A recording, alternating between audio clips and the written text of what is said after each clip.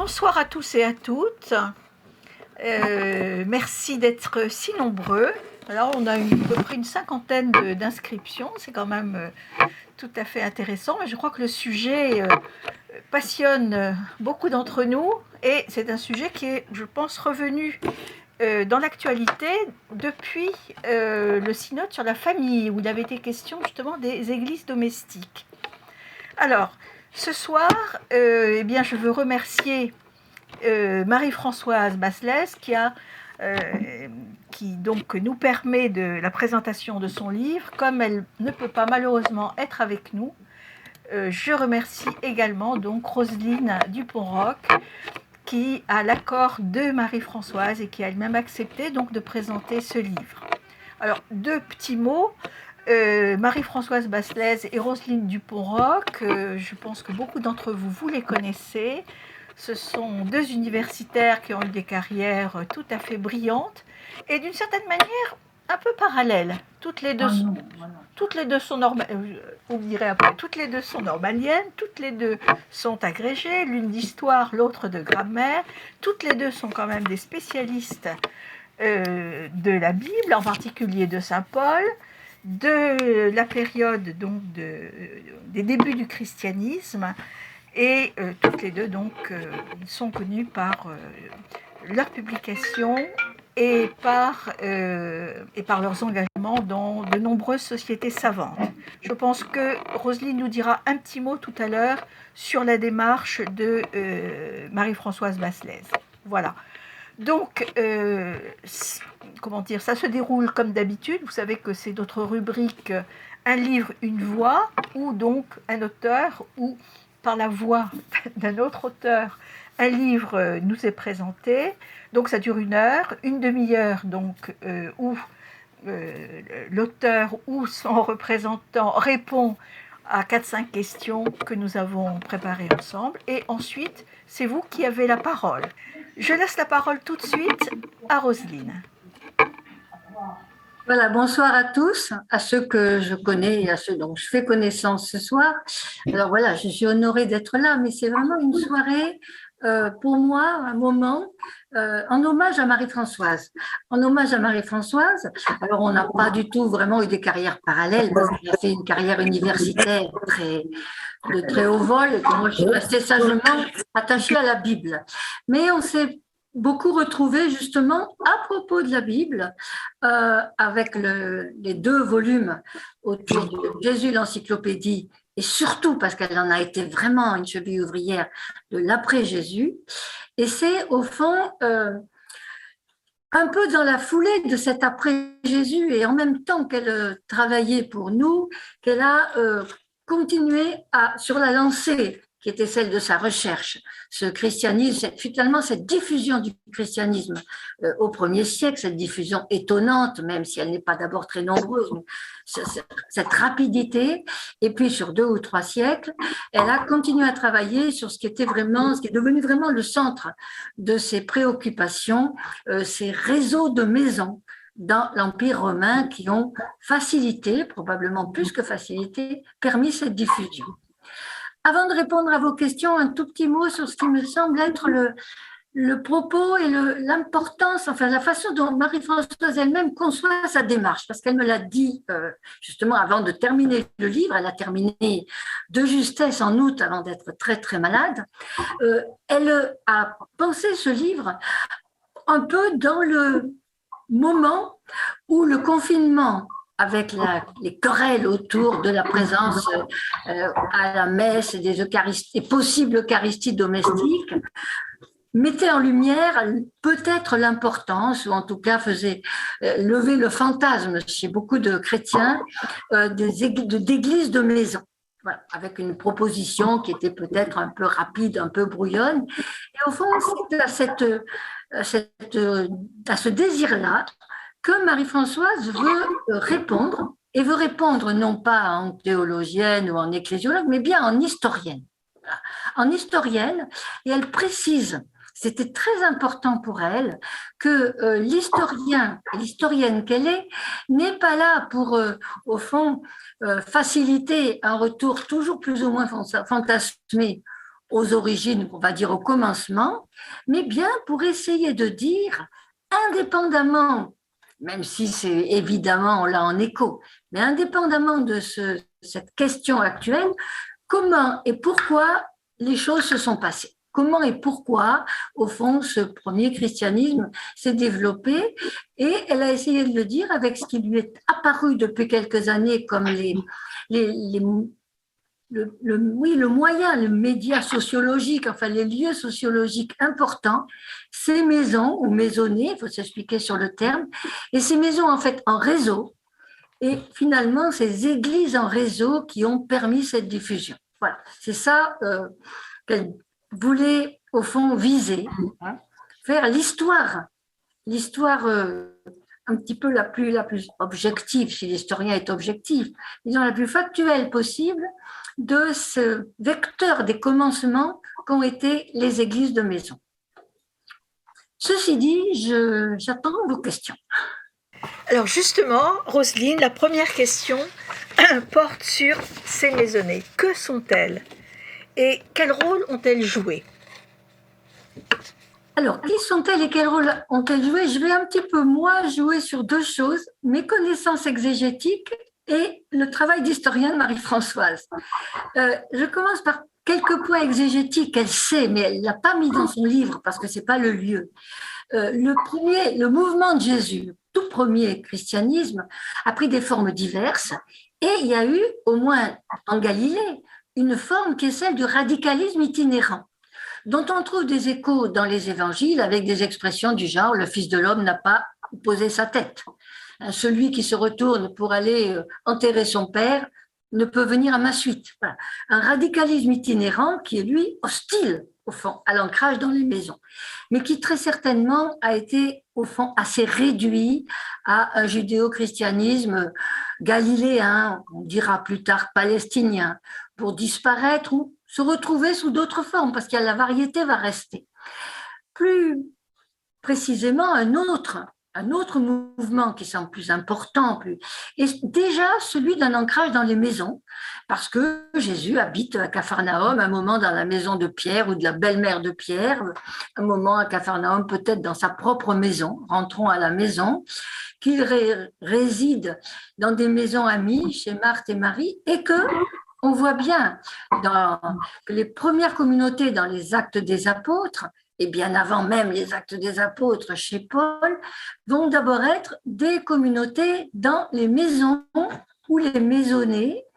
Bien sûr, les maisonnées les plus riches pouvant rassembler des communautés un peu plus larges, mais 40 personnes, c'est déjà un maximum, mais il peut y avoir des petites maisons de 3, 6, 8 personnes qui sont des lieux chrétiens. On le voit dans les Actes des Apôtres, avec le moment où Pierre, sortant de prison, va frapper à la porte de la maison de la mère de Marc, appelée Jean, où la communauté, où l'église était rassemblée. Voilà, dans des maisons. Et Paul va inscrire au fond sa mission de maison chrétienne en maison chrétienne, la maison de Chloé à Corinthe, dans les Actes des Apôtres, il est reçu dans la maison de Lydie, etc., etc. Alors, Marie-Françoise va essayer de montrer, et je crois qu'elle le montre avec beaucoup, beaucoup de pertinence, à la fois par l'abondance de la documentation qui est assez c'est fascinant parce qu'elle raconte des tas d'anecdotes, ça se croise dans tous les sens, et parce qu'il y a aussi une ligne directrice très forte. Elle montre qu'au fond, ce sont ces maisonnées qui ont été des laboratoires pour la première diffusion du christianisme. Laboratoire, moi je pourrais ajouter, ne serait-ce que pour la collection, la façon de récolter les textes et les récits et les traditions, laboratoire au fond où se sont forgés peu à peu les évangiles, laboratoire de pratiques et de rites, le repas du Seigneur, le baptême, laboratoire de prière et de rencontres, laboratoire aussi, elle le dit très fort, de réflexion théologique. C'est là où se sont élaborées dans tous les sens des propositions pour essayer de comprendre quelque chose de ce qui était de l'identité de ce Jésus qu'on croyait mort et ressuscité, donc présent au milieu des siens. Voilà, des maisons qui sont des laboratoires finalement de croyances religieuses, des laboratoires d'églises, des petites églises qui se mettent en route. Alors, là, je crois un point très important qu'elle souligne, c'est que à ce niveau-là, les chrétiens n'inventent pas, ou en tout cas n'inventent pas n'importe comment. Ils se glissent dans les possibilités offertes par le monde romain. La maisonnée, dit-elle, c'est pas la famille nucléaire d'aujourd'hui, c'est pas le grand appartement. La maisonnée, c'est nécessairement un ou deux ou plusieurs couples, mais tout autour des serviteurs, des esclaves, des clients. C'est aussi souvent un artisanat local ou, en dépendance de la maisonnée, un groupe d'artisans qui travaillent pour cette maison et qu'elle rassemble. La maisonnée, c'est beaucoup plus vaste et c'est en lien avec le monde environnant. Or, la maisonnée romaine était déjà le lieu connu pour, au fond, une petite communauté de type religieux. Autour, autour de qui? Autour des divinités, des maîtres de maison. Et parfois d'un ancien maître de maison, lui-même plus ou moins divinisé. Il y avait un autel possible, un maître plus ancien, un ancêtre, des autels des ancêtres. Enfin, le monde romain facilitait cela parce que ça fonctionnait déjà. Ce côté rassemblement, enfin, oui, tissu religieux dans la maisonnée elle-même. D'autre part, ce qui fonctionnait aussi, c'est la grande liberté de culte à l'intérieur des maisons, facilitée par la culture romaine. À l'intérieur des maisons, on est libre. On ne va pas forcer la porte d'une maison. Ça se fera très rarement, même dans les grandes persécutions. À Lyon en 77, et c'est plutôt de l'ordre d'un pogrom à ce moment-là.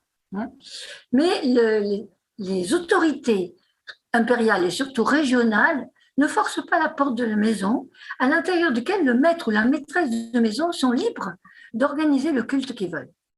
Et les chrétiens se sont glissés là-dedans. Alors, se sont glissés là-dedans, je le dis tout de suite, via essentiellement le rôle des femmes. Essentiellement le rôle des femmes, non pas que Marie-Françoise soit d'un féminisme militant, elle va voir qu'elle-même, elle dit que ce n'est pas nécessairement là la fabrique du féminisme, mais le rôle des femmes, pourquoi? Parce que la femme était justement à l'intérieur. Parce que la femme est à l'intérieur, que sur la place publique, même s'il y a des femmes, notamment des veuves qui sont chefs d'entreprise, même si elles ont une certaine autonomie et visibilité, malgré tout, la femme romaine, beaucoup plus libre que la femme juive, la femme romaine est une mineure. Elle peut être visible et même avoir sa propre maison de production, etc., mais toujours plus ou moins sous l'autorité d'un mari ou d'un fils. Et si elle est veuve, d'un intendant, enfin, il y a toujours une figure masculine quelque part qui la soutient ou la donne, au fond, son autorité à l'extérieur. À l'intérieur de la maison, elle est au contraire maîtresse. Elle est la maîtresse de maison.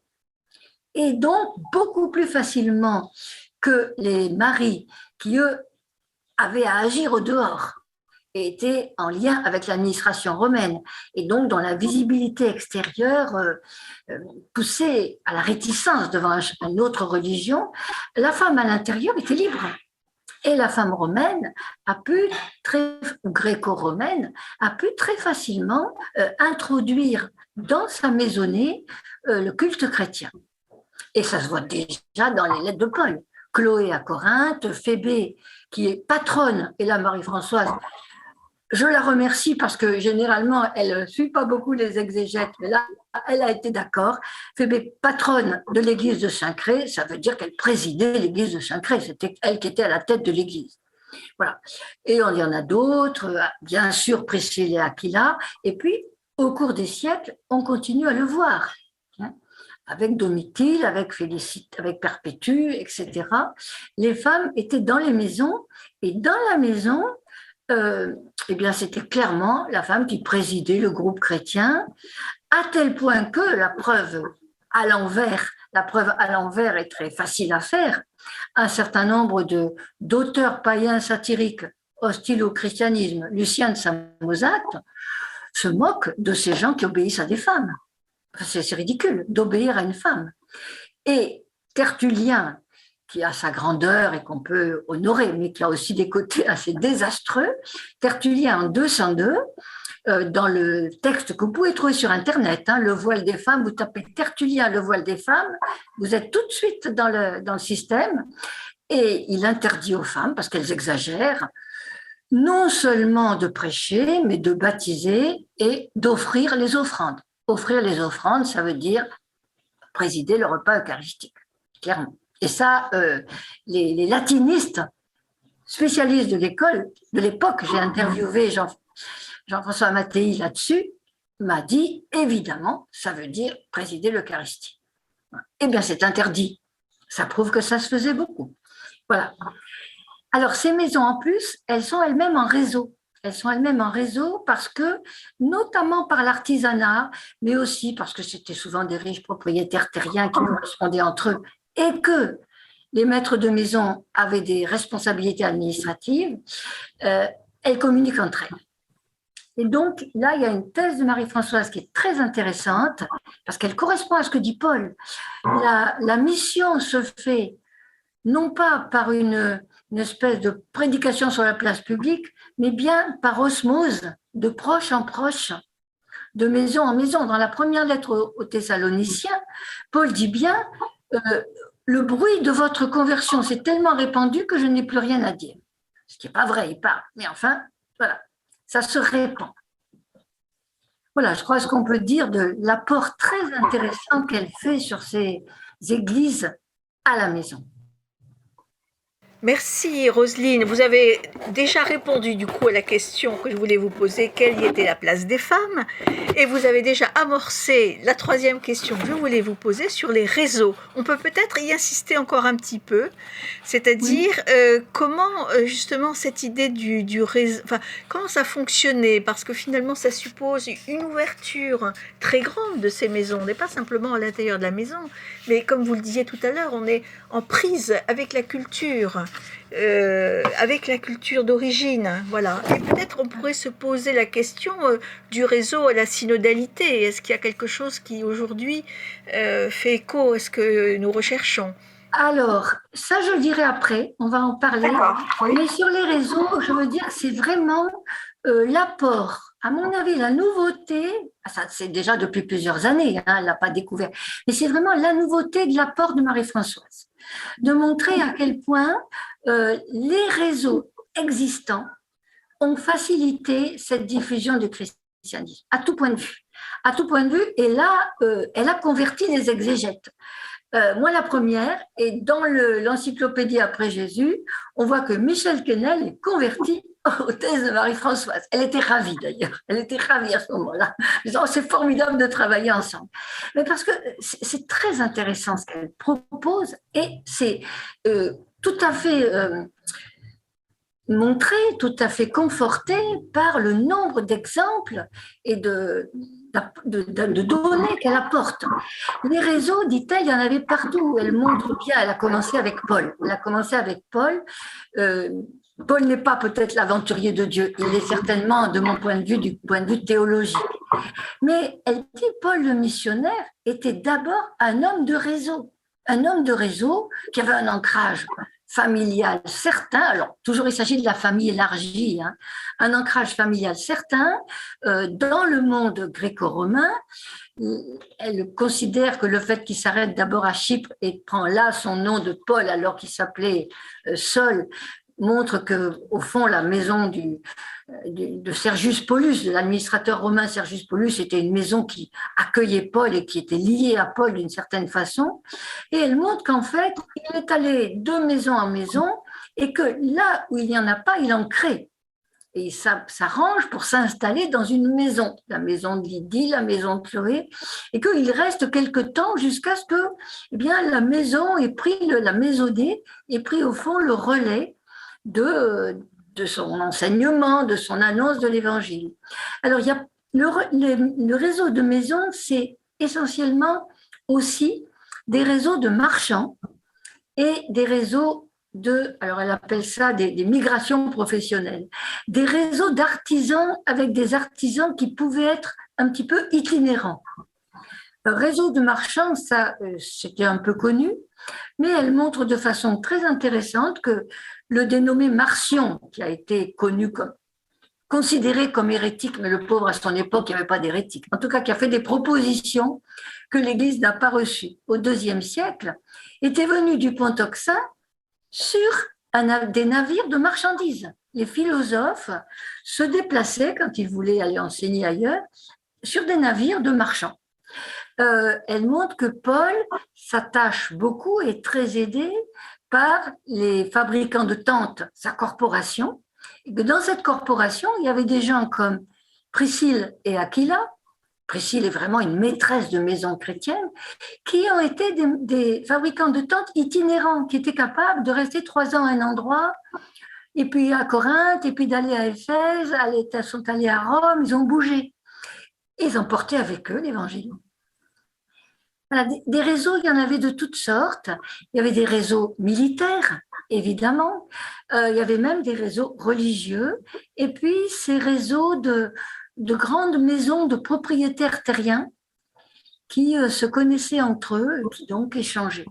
Alors moi, je trouve ça toujours fascinant parce qu'on a l'impression qu'ils couvraient des kilomètres et des kilomètres. Et je disais toujours à Marie-Françoise, mais enfin, comment Paul a pu couvrir tant de kilomètres? Il est évident qu'il ne montait pas à cheval. Et avec les militaires qui allaient à cheval, il fallait être riche. Donc à pied, et elle me répond, mais ils prenaient le bateau. Mais bien sûr qu'on prenait le bateau.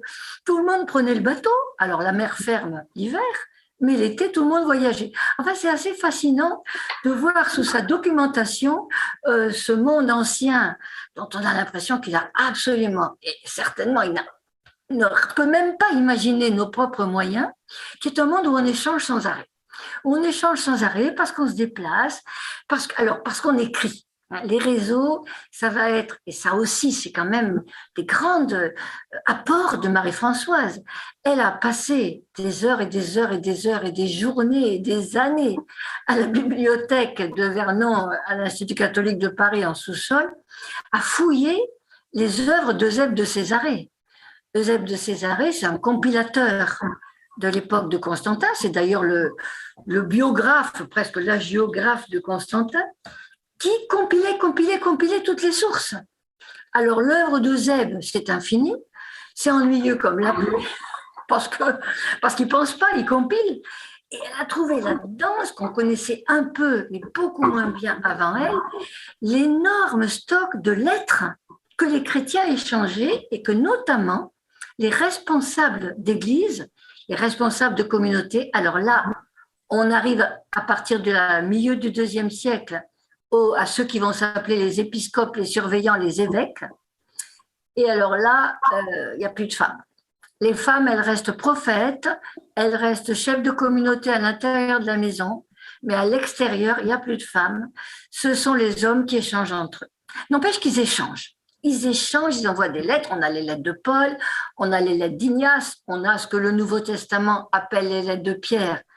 C'était des lettres circulaires et de plus en plus, elles montrent que les responsables d'église ont pris l'habitude de communiquer entre eux, fin du IIe siècle et largement au IIIe, par des lettres. Par des lettres, et c'est comme ça finalement qu'ils ont créé une espèce d'unité. Alors, ces responsables d'église, j'en dis tout de suite un mot, parce que qui c'étaient ces évêques? C'était les maris de ces dames, les pères de famille. C'était les maris de ces dames, c'est-à-dire que là où une maisonnée avait une certaine richesse, un certain statut social, madame pouvait à l'intérieur eucharistier et monsieur était chargé des relations humaines à l'extérieur. Et il y a eu des générations comme ça d'évêques, parce que ce sont des dynasties d'évêques. D'abord, les lettres pastorales, là j'en rajoute sur ce qu'elle dit, mais nous disent clairement que pour être épiscope ou évêque, il faut avoir fait preuve qu'on sait tenir sa maison et avoir bien élevé ses enfants. Bon, ça, j'avoue que c'est un peu douloureux parce que beaucoup d'entre nous ne pourraient peut-être pas prétendre directement au titre d'évêque. Enfin, eux, ils devaient avoir bien élevé leurs enfants et on voit qu'il y avait une espèce de transmission de la fonction. Polycrate, vers 195, dit qu'il est le 8e évêque de sa famille. Huitième évêque, donc transmission, pourquoi? Ben parce qu'il y avait une éducation chrétienne, il y avait une éducation certaine, et parce qu'il y avait les capacités de diffusion, finalement la richesse nécessaire et les liens nécessaires pour se faire connaître alentour. Alors, c'est intéressant ces histoires de réseau, parce que c'est aussi avec ça que petit à petit, on va voir s'unifier un tout petit peu, j'allais dire, la doctrine, la foi chrétienne, parce que les évêques vont échanger entre eux. On sait bien que encore au IVe siècle, les évêques s'écrivaient entre eux pour se demander avec quelle formule baptise-t-on chez vous. Mais ça, c'est déjà présent au IIe et au IIIe siècle. On échangeait au fond les termes de sa foi, et quand il y en avait un qui ne convenait pas, on va dire qu'il ne convenait pas, après on les traitera d'hérétiques, mais à l'époque il n'y a pas d'hérétiques, simplement on ne lui écrivait plus. Et si on ne vous écrivait plus, vous étiez hors circuit et vous disparaissiez de la circulation. Et c'est comme ça qu'on a finalement fait sortir de la communion littéraire un certain nombre de propositions chrétiennes, mais qui paraissaient aberrantes à la communauté, au plus grand nombre. Voilà. Et c'est comme ça qu'est apparue l'idée de grande église, qui apparaît sous la plume d'auteur à la fin du IIe siècle, et que certaines églises, comme les églises montanistes, auxquelles d'ailleurs Tertullien a adhéré un petit moment, les églises locales, ont disparu. Après, on parlera d'hérétiques, mais pas encore. Donc voilà, son histoire des réseaux, c'est vraiment passionnant. Merci Roselyne. Le temps passe. J'avais en fait deux questions. Je ne sais pas si on a le temps de les aborder toutes les deux. La première, c'était comment la foi est-elle devenue un choix personnel? Et ça, c'est probablement un apport du christianisme. Et la grande question qui nous turlupine, c'est en quoi ce livre est-il utile pour nous aujourd'hui? Alors, il faut parler du choix personnel parce que Marie-Françoise est extrêmement nuancée. Et ce qu'elle dit, c'est qu'au même moment, coexistait cette maison plus ou moins unie autour de la foi de la maîtresse ou du maître de maison, déjà des églises qui rassemblaient dans un lieu plusieurs maisons et des options personnelles très fortes. D'ailleurs, c'était déjà des options personnelles. La femme qui se convertissait au christianisme et qui le célébrait dans sa maison, c'était un choix libre. Elle cite, moi je suis allée voir le texte parce que j'ai trouvé ça génial. Elle cite elle appelle ça une matrone romaine, enfin une femme romaine qui vivait avec. Alors ça date de l'époque de Justin, donc c'est pas très, c'est assez récent. Enfin c'est dans les débuts du christianisme. On est en 165, la seconde apologie de Justin. Une femme qui, avec son mari, menait une vie très largement, on dirait aujourd'hui, un peu débauché. Enfin, ça buvait, ça mangeait, ça couchait, et, voilà, et on avait du monde autour. Voilà. Qui se convertit au christianisme, qui décide de mener une vie beaucoup plus sobre et beaucoup plus fidèle, mais qui n'arrive pas à en convaincre son mari. Alors, pendant qu'il est parti faire la fête à Alexandrie, elle règle les affaires du ménage en partageant l'argent, en se débrouillant pour en garder pour elle, et elle demande la répudiation de son mari, et le droit romain le lui accorde.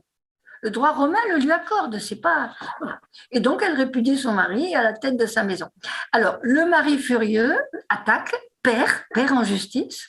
Alors, il se retourne contre les prédicateurs chrétiens qui ont corrompu sa femme et il obtient quand même que 2 ou 3 soient mis en prison puis décapités. Bon. Mais c'est très intéressant, ça montre cette liberté de choix. Et cette liberté de choix, elle va être de plus en plus forte. Alors, ça montre la liberté de choix, mais ça montre aussi que la liberté de choix pouvait faire exploser les maisons. Parce qu'il y a ce mouvement-là aussi dans le christianisme. La maison explose à cause de cette liberté de choix qui a toujours été celle des chrétiens. Et les évangiles, moi je dis les évangiles corroborent. Le fils se dressera contre le père, la fille contre la mère, la belle-mère contre la belle-fille. Enfin, on a des phrases comme ça. La persécution a beaucoup facilité ça, a beaucoup favorisé cette liberté de choix et un certain éclatement des familles. Ça va se renforcer au IIIe siècle, en même temps que les communautés, les églises ne deviennent plus des églises de maison, mais davantage des églises de lieux, l'église qui est domiciliée à Corinthe, l'église qui est domiciliée à tel endroit, où on regroupe quelques maisonnées et ou quelques individus qui sont en rupture avec leur maisonnée. Merci Roselyne.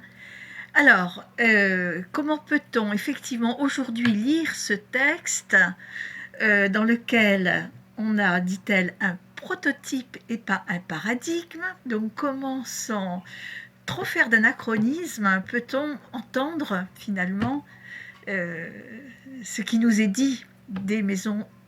Oui, alors elle a cette expression à la fin de son livre qui est un peu sibylline. Hein. Elle a cette expression un peu sibylline. C'est un prototype, ce n'est pas un paradigme. Prototype n'est pas paradigme. Je crois qu'elle veut dire, elle montre quand même, toute dans la finale de son livre, que ces églises de maisonnées qui ont été un laboratoire d'expérience, qui ont assuré cette diffusion, connaissent ce handicap, ce problème et cette réalité d'une explosion. Hein, je viens de le dire, on fait quand même exploser un peu la famille. Les persécutions ont facilité ça. Et donc, il faut arriver à unifier. Et l'unité ou désunification se feront de façon régionale grâce à la présence, alors cette fois-ci, ce sont des hommes, parce que la société le veut, grâce à la présence de ces épiscopes, surveillants, on va les appeler évêques locaux, qui vont essayer de rassembler, et qui vont rassembler localement et plus largement dans la région sous forme de liens littéraires et par lettres, les communautés chrétiennes.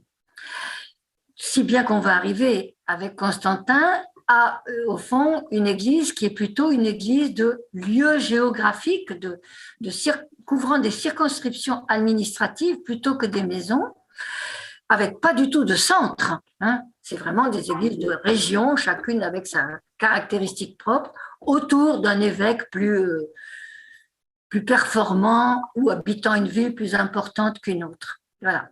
Et donc, elle dit ce sont des prototypes, ça a été un modèle qui a fait démarrer l'affaire, mais qui ensuite a dû être transformé, perfectionné, utilisé autrement.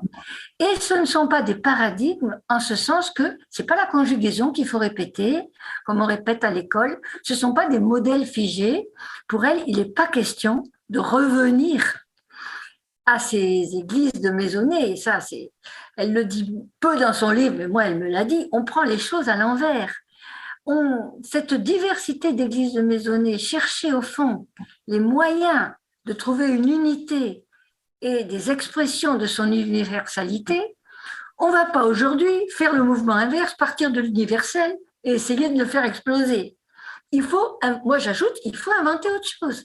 Ce que ça nous apprend, cette histoire de prototype, c'est qu'il faut inventer, toujours, de façon provisoire, pour moi, en fonction, au fond, du tissu. C'est bien ça qu'ils ont fait. En fonction du donné qu'est le tissu social à un moment de l'histoire. Voilà. Qu'est-ce qu'il faut inventer aujourd'hui pour que, dans une unité qui a été, alors pour le coup, beaucoup trop écrasante, on retrouve cette possibilité d'une vraie diversité. Moi, j'appelle ça la catholicité. Hein. C'est l'Église de Corinthe qui est à Corinthe avec ceux qui en tout lieu invoquent le nom du Seigneur, le même, le leur et le nôtre, avec ceux qui en tout lieu. Bon, il faut retrouver les formes d'une catholicité, ça veut dire d'une diversité inventive en fonction d'un monde qui est différent. Alors, je n'ai pas de modèle, moi, à donner pour le coup. J'ai juste à dire, il faut trouver. Merci Roselyne. Eh bien, ça nous laisse 20 minutes pour les questions. Non, non, pas du tout, c'était passionnant. Merci beaucoup. Alors, j'ai 2 questions déjà. Ces églises de lieu sont-elles les ébauches des paroisses? Alors, sont-elles les ancêtres des paroisses? Les ébauches des paroisses. Ébauches des paroisses. Alors, le mot paroikos, elle en parle, qui va devenir paroisse. Il apparaît tardivement à la fin du 2e, début du 3e siècle, où on va parler de l'église domiciliée. Paroikousa, c'est le paroikos, c'est l'étranger qui vient s'installer. Hein. C'est l'immigré, au fond, non pas seulement émigré, mais bien immigré qui vient s'installer, se domicilier là. Donc ces églises vont prendre le nom d'églises domiciliées à Rome, domiciliées à tel endroit. Et c'est ce mot domicilié qui donnera plus tard, beaucoup plus tard, le mot paroisse, paroikos, parochia, paroisse dans le monde latin.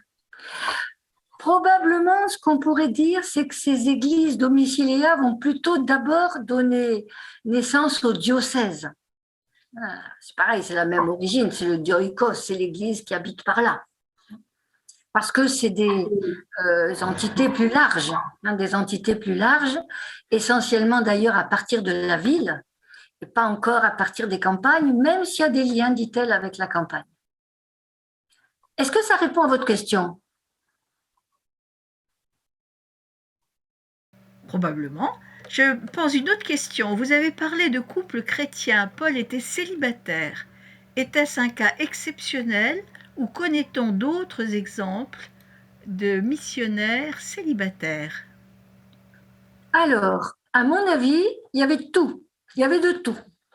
Il y a des couples chrétiens, très évidemment. Paul le dit lui-même en 1 Corinthiens 9. Il dit qu'il aurait pu, comme Pierre et les autres apôtres, emmener avec lui sa femme, une femme chrétienne en voyage pour qu'elle lui fasse la cuisine, ça c'est moi qui l'ajoute. Il aurait pu emmener sa femme, mais que lui a choisi de ne pas le faire.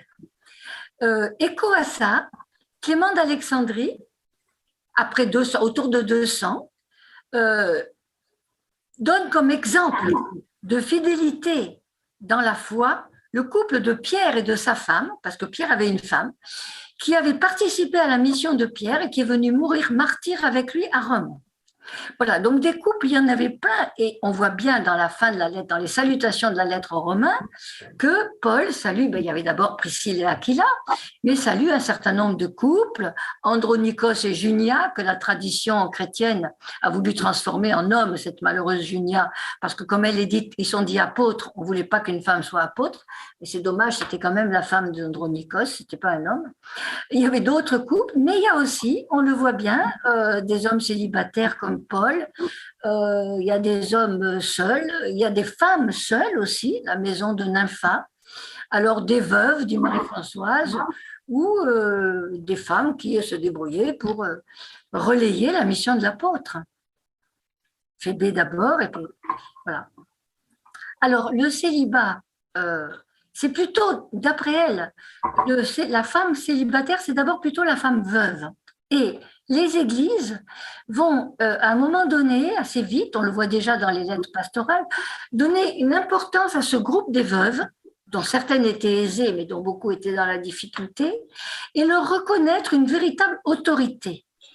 Par contre, la femme célibataire, la vierge consacrée, qui vont apparaître, elles vont apparaître à la fin du IIe siècle, ça va créer des problèmes. Ça, c'est une pure invention chrétienne. Alors pourquoi? On ne sait pas bien. Alors si, c'est dans l'idée qu'il faut se séparer de la dislocation de la famille, quoi. C'est le modèle de Thècle. C'est le modèle de Thècle dans les actes de Paul et de Thècle. Thècle qui est fiancé, qui entend la prédication de Paul, se passionne pour cette prédication, s'enfuit, même si sa mère et son fiancé lui courent après. Elle va retrouver Paul qui ne veut pas la baptiser et qui lui dit « rentre chez ta mère ». Et elle dit qu'il n'en est pas question. Et elle s'en va et plus ou moins martyrisée, elle se baptise toute seule et elle part en mission et elle forme un groupe de femmes missionnaires. Voilà, il y a un modèle et il va y avoir des choses bizarres parce qu'on trouve sous la plume d'Ignace d'Antioche ces vierges qu'on appelle veuves. Est-ce qu'elles ont été assimilées au groupe des veuves? C'est assez étrange. Mais il y a ce modèle qui apparaît, alors là, dans le monde chrétien, progressivement au cours du IIe siècle. Alors, j'ai une autre question. C'est Sylvaine Landrivon qui écrit « Il est intéressant de voir ce que montre Marie-Françoise Masselès, à savoir que les églises de Maisonnée se fondent sur les modèles du Nouveau Testament et de l'enseignement de Jésus, alors que Chantal Delsol met en évidence dans La fin de la chrétienté comment l'institution s'est construite sur le modèle impérial du pouvoir, oubliant le message évangélique, sans revenir au prototype de l'église de Maisonnée, le schéma peut redonner vie au christianisme actuel? Qu'en pensez-vous? Oui, Chantal del Sol, elle est quand même beaucoup plus tard, hein, beaucoup plus tard. C'est pas tout de suite que l'Église se construit sur le modèle du pouvoir impérial. C'est pas tout de suite. Ce qui est sûr, c'est que c'est tout de suite l'empereur qui, tout de suite, ou assez vite, l'empereur qui fait l'unité, puisque c'est Constantin qui convoque les conciles. Le concile de Nicée, c'est Constantin qui le convoque. Mais l'évêque de Rome n'y va pas, par exemple. L'évêque de Rome se fait vaguement représenter, il n'y va pas. Alors, le fait qu'elle se construise sur le modèle du pouvoir impérial, c'est pas si vite. C'est parce que effectivement, les évêques qui vont retrouver leurs églises au sens, là, j'allais dire matériel du terme, qu'on leur a supprimé parce qu'il y en avait à la fin du IIIe siècle et que les persécutions leur ont supprimé. Constantin va leur rendre. Ces évêques sont souvent des chefs administratifs, enfin, vont devenir vraiment des chefs administratifs. Ça va se confondre peu à peu, lentement quand même, avec les lieux de l'administration romaine. En réalité, c'est parce que, moi je dirais les choses un peu à l'envers de Chantal del Sol, je crois historiquement, c'est parce que l'administration romaine est en déliquescence, se délite sous la poussée des barbares, sous la poussée des guerres, sous la poussée d'une administration qui a du mal à maintenir son unité. On le voit bien, les persécutions, même au IIIe siècle, ce pas des persécutions contre les chrétiens, c'est des persécutions pour resserrer l'Empire qui se défait. Et au fond, ça va être les responsables chrétiens qui vont se trouver les seuls capables de maintenir un maillage administratif et d'unité du peuple autour d'eux. Alors évidemment, ils se sont glissés dans les fourgons, ils sont arrivés dans les fourgons de l'administration romaine. Mais c'est pas parce qu'ils se sont modelés sur elle, c'est parce qu'elle s'est défaite et qu'eux, ils étaient là et ils ont gardé cette place. Je crois qu'il faut être plus prudent avec l'histoire. Hein. Ceci dit, que le schéma puisse nous redonner vie, c'est sûr. De toute façon, je tiens que le schéma peut redonner vie, mais plus dans son mouvement d'invention, de lancer des prototypes en fonction d'un monde en changement que dans une reproduction qui me paraît absurde. Voilà. Alors, j'ai deux questions qui se recoupent. Avons-nous des exemples de célébrations dans les maisons? Comment se déroulent-elles? Et question qui la précise, a-t-on des textes du 1er ou 2e siècle décrivant la façon dont se déroulait la fraction du pain? Je n'ai pas entendu. Alors, ça, je peux vous répondre, même si Marie-Françoise n'en parle pas, parce que ça, je connais bien. Dans le Nouveau Testament, nous n'avons à peu près aucun exemple de déroulement du repas eucharistique. D'ailleurs, on n'aurait que, évidemment, les prototypes, mais qui sont des prototypes liturgiques, et après, l'institution du repas de la scène par Jésus, Marc et Matthieu d'un côté, Luc et Paul de l'autre. Là, le prototype est mis en place, qui ne dit rien du déroulement. On a quelques expressions dans les Actes des Apôtres qui se réduisent à la fraction du pain. Ils rompaient le pain par maison, hein, en acte 4. Et puis, Paul qui rompt le pain un soir à Iconium, alors qu'il a parlé pendant toute la soirée à l'étage d'une maison et qu'un jeune homme s'est endormi, est tombé par la fenêtre. Alors, en fait, c'est un récit de résurrection. Hein. Il est tombé par la fenêtre et il s'est tué, mais Paul dit, vous inquiétez pas. Il descend, il relève le jeune homme, il remonte et il rompt le pain. Voilà, c'est une catéchèse eucharistique. Mais ça ne dit pas beaucoup de la façon dont le rite se déroulait. Le récit d'Emmaüs, qui dit à peu près rien non plus, il rompt le pain. Et on a 2 ou 3 fois l'expression, ailleurs dans les Actes des Apôtres, sur le bateau. Voilà, c'est tout ce qu'on a. C'est-à-dire que si les Corinthiens s'étaient bien conduits, on n'aurait rien du tout. Comme les Corinthiens ont transformé le repas du Seigneur un peu en foire à l'empoigne, on a le chapitre 11 de 1 Corinthiens, les versets 17 à 33, où Paul donne des éléments très flous sur la façon dont ça se passait. Et les exégètes et les archéologues aujourd'hui se mettent d'accord pour dire il est probable qu'il s'agit d'une maison chrétienne, l'église du lieu, la maison d'un riche chrétien qui pouvait réunir 40 personnes, mais que les riches étaient dans le triclinium, la salle à manger au fond où on pouvait mettre 9 ou 12 convives allongés, et ils banquetaient à partir de 3 heures de l'après-midi, et que les pauvres arrivaient et s'entassaient dans l'atrium à la fin de leur journée de travail, c'est-à-dire beaucoup plus tard, à partir de 5 heures, et en sortant de leur sac ce qu'ils avaient. Et Paul tonne en disant, si vous ne partagez pas, eh bien, ce n'est pas le repas du Seigneur. Il rappelle ce qu'est le repas du Seigneur, mais il ne dit rien de la façon dont ça se passe.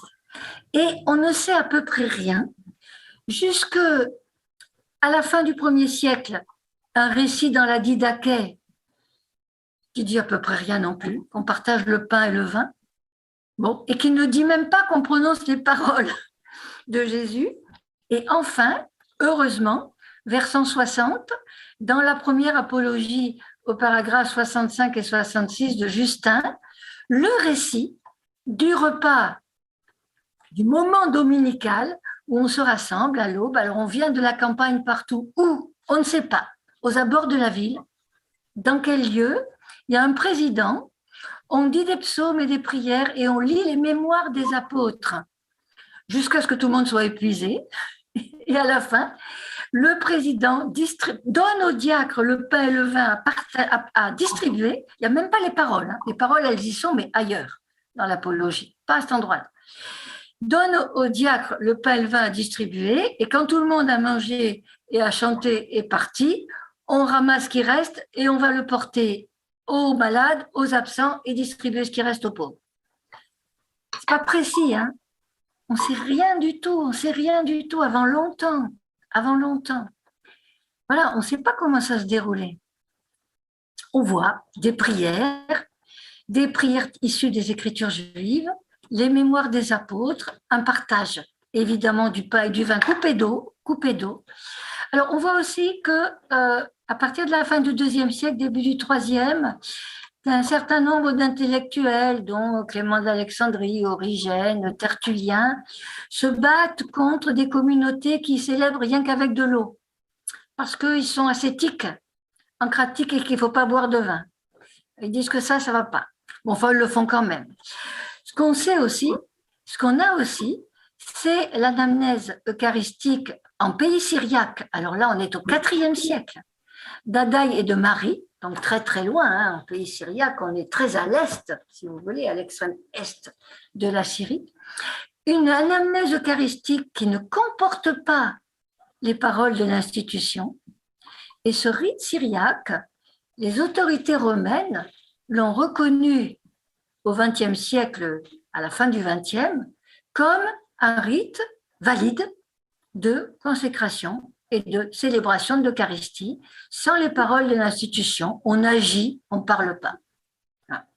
Et donc, il y a peut-être encore, alors maintenant, Daesh est passé par là et des guerres successives et ils ont probablement tous disparu, mais il y avait probablement à la fin du XXe siècle des gens qui célébraient encore. Moi, j'ai connu un prêtre du nord de l'Irak qui me disait que chez lui, on parlait le syriaque.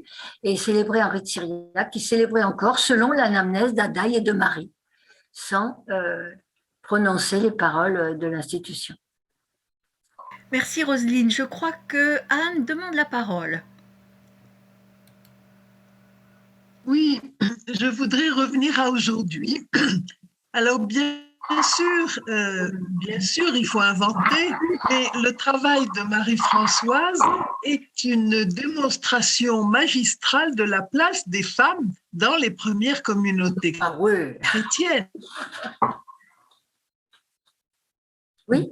Je crois que c'est les zones d'ombre que le Vatican laisse volontairement obscures, eh bien, ces zones d'ombre, elles sont mises en évidence par son travail.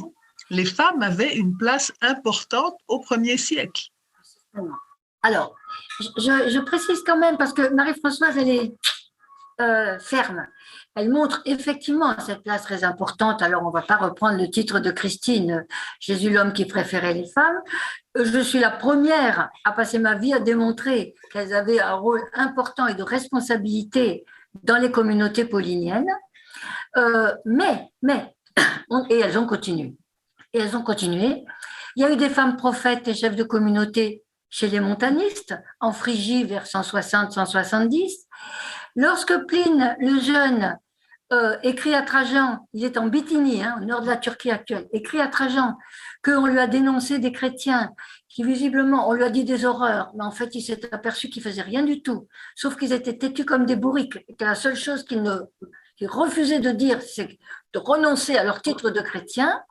L'empereur lui dit, si c'est des dénonciations anonymes, à notre époque, ça ne se fait plus, ce qui est très intéressant. À notre époque, on n'admet plus ça, des dénonciations anonymes. Voilà.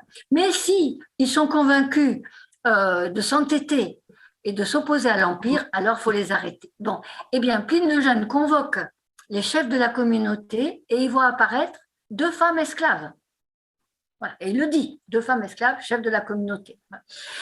Alors, ce que Marie-Françoise montre, c'est que avec le courant du IIe siècle, les femmes ont continué à être présentes, certainement à présider l'Eucharistie. Tertullien en est la preuve, qu'on a des femmes prophètes, qu'on a des femmes apôtres, qu'on a des femmes patronnes ou présidentes de communautés, qu'on a des femmes diacres, mais qu'on n'a jamais de femmes épiscopes ou évêques. C'est le seul argument qui ne tient pas, ce n'est pas un argument, mais à mon avis, c'est le seul argument qu'on peut reconnaître à ceux qui tiennent à tout prix que le prêtre doit être un homme. Il n'y a aucun argument de type exégétique biblique. Il n'y a aucun argument de type théologique qui tienne. Il n'y a aucun argument de type anthropologique qui tienne. Il n'y a aucun argument de type historique, sauf cette tradition sans discontinuer qui fait que le titre d'épiscope n'a jamais été donné à une femme. Bof.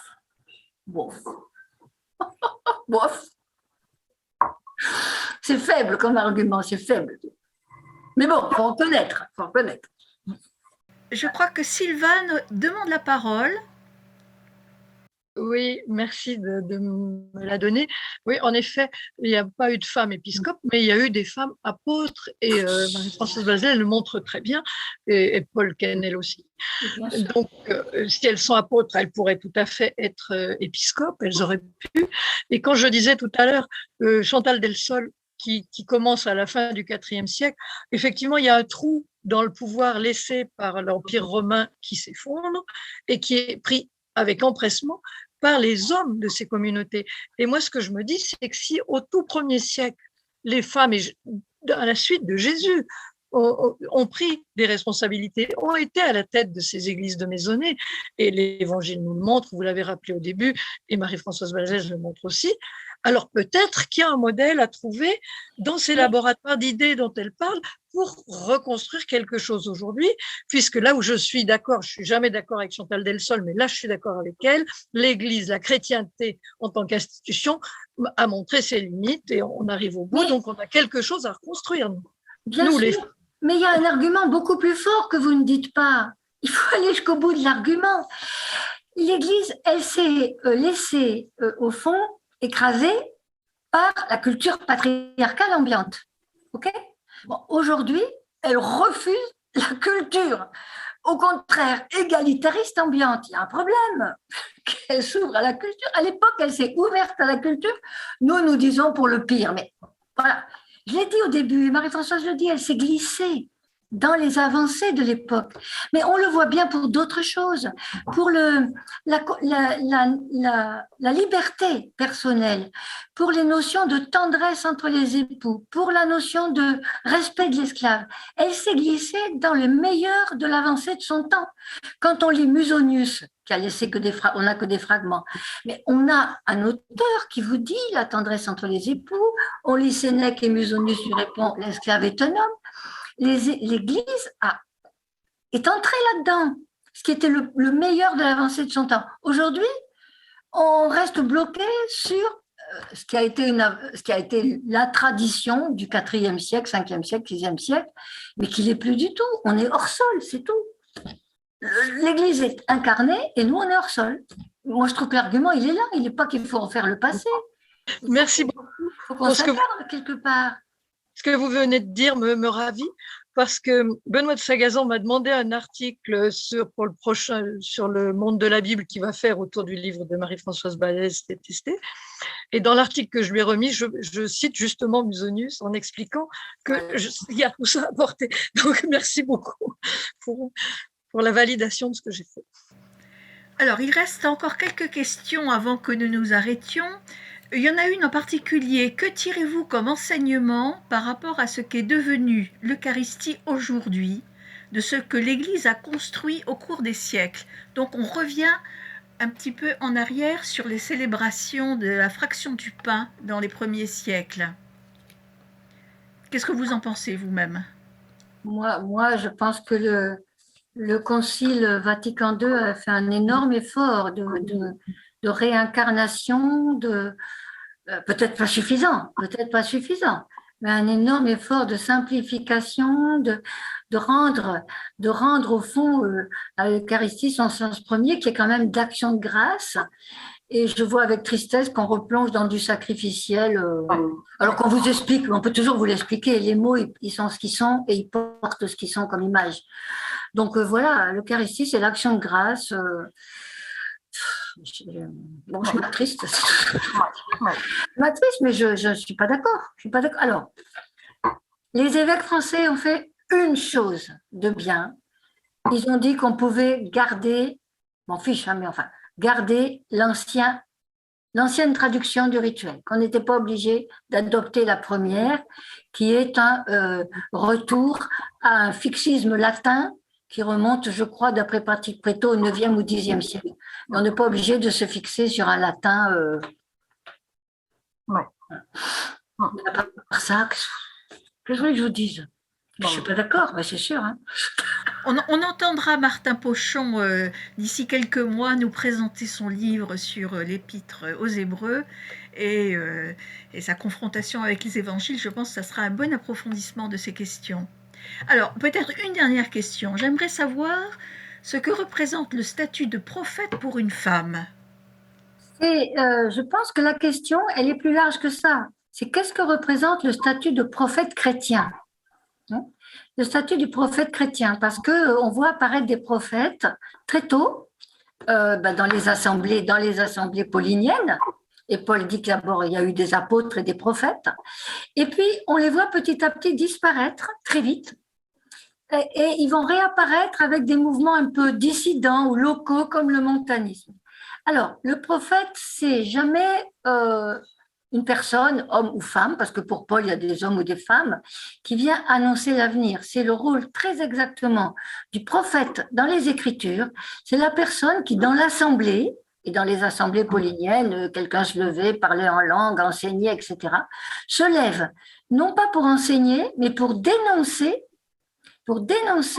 la situation qui ne convient pas à la prédication de l'Évangile, à la vie selon l'Évangile. Voilà. Le rôle du prophète, ce n'est pas un rôle d'annonce, c'est un rôle de dénonciation. De dénonciation en ce sens que c'est dénoncer ce qui ne va pas, de protestation, on va dire mieux, de protestation contre la perversion d'une façon de vivre, la perversion au fond de l'Évangile. Et ça, il y a eu des hommes et des femmes dans les assemblées pauliniennes, c'est très clair. Ce que demande Paul en 1 Corinthiens 11, c'est que les femmes ne s'agitent pas comme des folles, parce qu'alors on les prend pour des bacchantes. Et pas plus. Il reconnaît le droit de prophétiser, etc., dans l'assemblée. Hein. Et les montanistes auront des prophètes femmes, mais la notion même de prophète, la figure même du prophète disparaît très vite dans les assemblées chrétiennes. Peut-être qu'ils ont trouvé que ça faisait désordre. Je ne sais pas. Bon, on va peut-être malheureusement être obligé de s'arrêter. Merci infiniment pour cette présentation du livre, mais vous avez peut-être un dernier mot à nous dire, Roselyne. Non, j'ai un dernier mot à vous dire. Il faut effectivement lire Marie-Françoise, bien l'entendre. C'est pas un paradigme, et c'est bien quand même l'idée que il y a des prototypes et qu'il faut inventer des prototypes en fonction du monde où on vit. Alors, peut-être je vous montre quand même le livre de Marie-Françoise Basselès, donc l'Église à la maison. J'espère que vous le voyez, que c'est pas à l'envers, ça va à peu près. Et puis, bien sûr aussi, l'encyclopédie après Jésus, qui a été... Elle a beaucoup travaillé. Elle a beaucoup travaillé. Alors, Marie-Françoise et Roselyne, bien sûr, et aussi Antoine Guggenheim. Voilà, il y a énormément d'articles. C'est absolument passionnant. Et vous savez peut-être qu'effectivement, il y a pratiquement 700 personnes qui travaillent dans des groupes sur le thème après Jésus, pilotés par Roselyne. Voilà, donc sous l'égide de la CCBF. Donc tout ça, ce sont des... C'est sur le forum, sur le site de la CCBS. Voilà, donc ce sont des belles rencontres, de belles actions, et voilà. Bon, merci infiniment, bonsoir à tous. Merci, c'était très bien, merci. Merci, bravo.